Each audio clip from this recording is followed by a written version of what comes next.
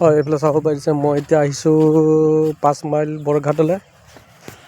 এইবোৰ খেতিবোৰ দেখিব পাৰিছে, এইবোৰ চব বন্ধাকবি। কেইদিনমান আগত আহি এইবিলাক ভিডিঅ' বনাইছিল, তেতিয়া আছিলে সৰু সৰু আছিলে, এতিয়া ডাঙৰ ডাঙৰ হ'ল। এইপিনে চাওক,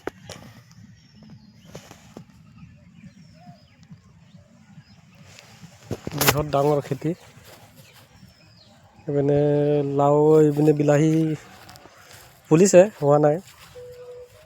এইপিনে আছে, এতিয়া খৰালি চিজন, চব্জি চিজন না, এতিয়া চব্জিৰ কাৰণে এতিয়া চবেই মানে চব্জিত লাগি আছে, কাম বন এৰি পেলাই। বাৰিষা কালে মানে এইবোৰ ধান খেতি হয়, খৰালি মাহত এইবোৰ চব্জি খেতি হয়। এইপিনে চব্জি হৈ আছে, এইপিনে বিলাহী, সেইপিনে জিকা ৰুই আছে, এইপিনে বিলাহী, সেইপিনে বন্ধাকবি, এইপিনে ফুলকবি, এইপিনে মটৰ হৈ আছে, চাব পাৰিছে। এইপিনে মই জুম কৰি দেখাই আছোঁ, এইপিনে মটৰ, চব মটৰ। আৰু এটা বস্তু দেখাওঁ মই, চাওক, মানুহে কৰিম বুলি ক'লে কি নোৱাৰে। এইপিনে ফিছাৰী আছে, ফিছাৰীত মাছো পুহি আছে। এতিয়া মাঘ বিহু আহি আছে, মাঘ বিহুৰ কাৰণে এতিয়া মাছ চাছটো লাগিবই।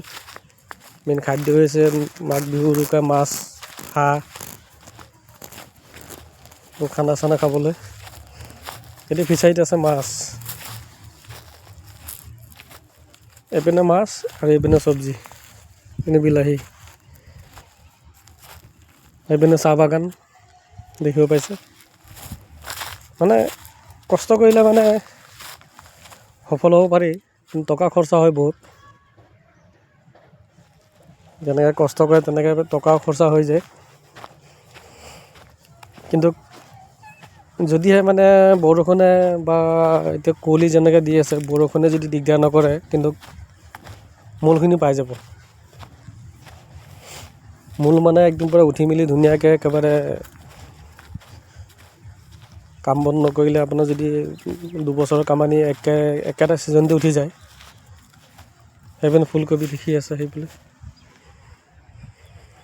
খালি খৰচা কৰিব লাগে, খৰচা কৰিলে চব হৈ যায়।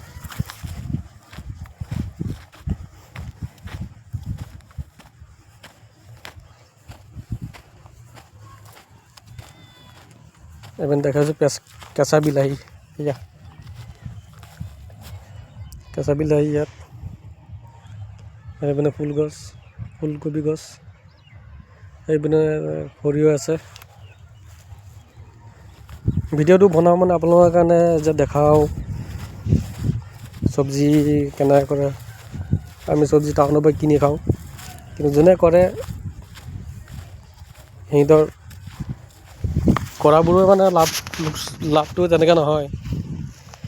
যিবোৰ মানে হ'লচেলত, সিহঁতি মানে হ'লচেলত বিকি দিয়ে যে, হ'লচেলত কাৰণে ইমান তাৰমানে প্ৰফিটটো নাপায়। কিন্তু যিবোৰ মানে চেল হ'ল এই হেৰিত বজাৰত, দৈনিক বজাৰত যিবোৰ বিক্ৰী কৰে, সিহঁতৰ কাৰণে লাভ হয়। মাজতে মাৰ খাই যায় মানে খেতিয়কবোৰে, লাভ হয় দোকানীবোৰৰ। যিটো টাইমত বিলাহী কেজি 30 টকা, সিহঁতি বিক্ৰী কৰিব লাগে 2 টকা, 3 টকা। দোকানীবোৰে বিক্ৰী কৰে 40 টকা, 50 টকা। আজিলৈ ভিডিঅ'টো ইমানতে ৰাখিছোঁ। ইয়াতো কিবা এটা লগাইছে চাগে। আজিলৈ ভিডিঅ'টো ইমানতে ৰাখিছোঁ, থেংক ইউ।